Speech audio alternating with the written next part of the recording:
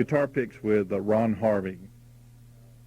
We're with Ron Harvey today, a blues guitarist out of Rural Hall, North Carolina. He has selected 20 songs for us. Ron, can you tell us how'd you come up with your list? Well, when you had spoken to me about getting together a list of 20 songs, I immediately made some categorizations that I wanted to have. A couple things were, they all had to be songs from the 20s and 30s, and they had to be recordings from that period on the old 78s. And then I also wanted to make some kind of coherent divisions between the different styles. So I just kind of came up with different groupings and different styles: the Atlanta style, the Delta style, the Memphis style, and the Piedmont style. Kind of regional differences. And that's how I kind of came up with the list. And okay, why are you interested in the blues? That goes back kind of a long way. When I was a young boy, I stayed home from school the day the Beatles arrived in America. And that kind of started me off on this whole journey. And then bands like the Rolling Stones were playing blues music in the early 60s. And I just kind of went back and tried to figure out where they learned their music from. And that took me to people like Muddy Waters and Howlin' Wolf. And then I went back even farther in the 70s, I guess, when I started playing guitar myself. And then I got into the real roots music of where it all came from. Okay, on to the list. You have Blind Willie McTell, the Atlanta Strut. To me, what's interesting about this particular song is, believe it or not, to me, this sounds almost modern. It's got a sort of a talking intro, and it reminds me of like the Woody Guthrie and Bob Dylan era when they would tell stories through their music. And he really doesn't get to the Atlanta Strut part until well towards the end of the song, and then he kind of goes into the basic ragtime song format. So, I mean, he was a huge artist at that period. I mean, in Atlanta, I would say he is head and shoulders above anybody from that genre. And he plays a 12-string guitar, which is kind of difficult to master, but he seems to have no problem with that. His style is anywhere from blues to ragtime.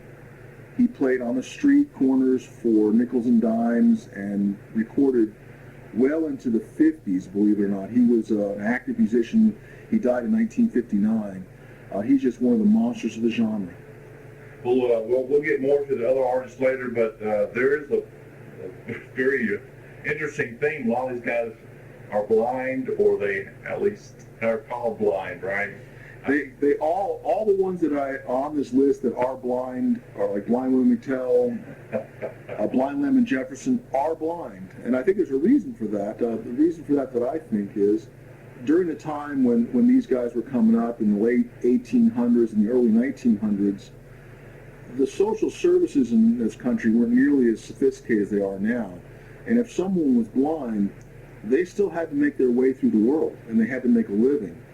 And music was a viable way of making a living. I don't imagine it was a high-paying way of making a living, but a lot of these gentlemen actually were blind and were playing on the street to support themselves. And so there weren't a whole lot of things that blind people could do back then to make money. Music was one of them. So that's where I think that came from. I kind of can give you an idea of some of the ragtime influences on it, and just basically the progression is, you know.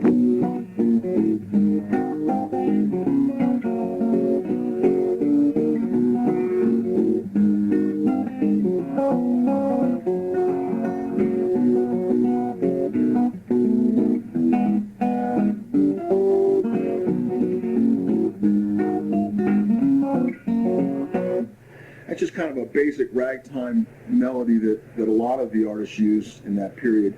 What makes his music characteristically unique is the 12-string sound. That 12-string is just a booming, loud instrument. He played a Stella guitar from the 1920s, which were known for their volume. And I think a lot of his style, he does all kinds of music, but that one's kind of a ragtime thing and a talking blues. So that's a little bit of the progression that was used during that period. Like, comment, share. Support our videos. ConfettiPromotions.com. Promote your business or event. GimmeThatBogo.com. Buy one, get one. Restaurant coupons. Spanish138.com. Get by with 138 Spanish words. Support your local musician.